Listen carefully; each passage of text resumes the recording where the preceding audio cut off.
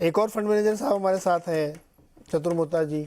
आपने क्या किया सर, और क्या करना चाहिए इस समय? कोई अगर पार्टिसिपेट करना चाहता है तो करना चाहिए क्या?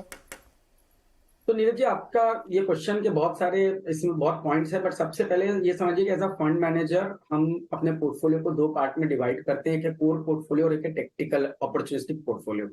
अपॉर्चुनिस्टिक पोर्टफोलियो में आपको अपॉर्चुनिटीज जो शॉर्ट टू मीडियम टर्म में नजर आती है उन पर ध्यान देना पड़ता है। जैसे आपको याद होगा, आज से इसी शो में 1 साल पहले हमने बात की थी डिफेंस एज अ थीम की, जब ऑर्डर बुक जो थी वो 3 से 4 गुना थी उस टाइम की टॉप लाइन के कंपैरिजन में। और वो एक बहुत बड़ा रीजन था कि इस सेक्टर में जो कि 12-13 के पीई मल्टीपल पे मिल रहा था, मार्जिन स्ट्रांग हो रही थी, रिटर्न ऑन इक्विटी कई कंपनीज की 23-24% के ऊपर की जा रही थी। तो ये एक बहुत ही बढ़िया री रेटिंग का समय था और वो प्ले आउट हुआ। आप देखिए स्टॉक्स ने किस तरह के रिटर्न दिए।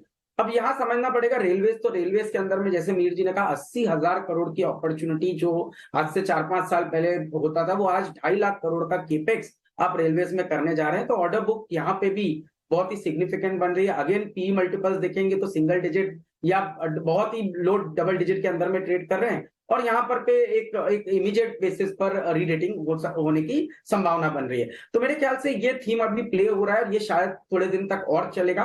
बट बात है रिस्क रिवॉर्ड की, और वो रिस्क रिवॉर्ड अभी आपके फेवर में इतना नहीं है। ये एक राइड द ट्रेंड का कॉन्सेप्ट जरूर हो सकता है, बट इन लेवल्स पे लेना कहीं ना कहीं बहुत बड़ा कंफर्ट आपको क्रिएट नहीं करेगा।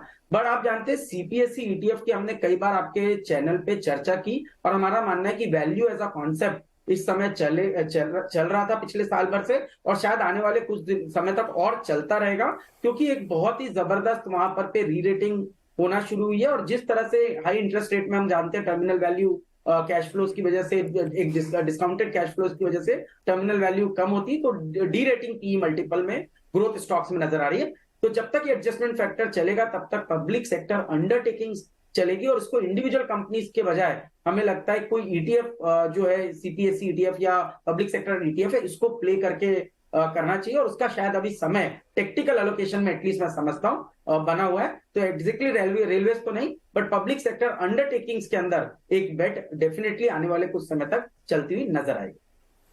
ओके, ये एक और इंटरेस्टिंग एंगल है कि अगर आपको प्ले करना ही है तो आप पीएसयू ईटीएफ के थ्रू करें, जहां पे ज़्यादा फायदा आपको हो सकता है।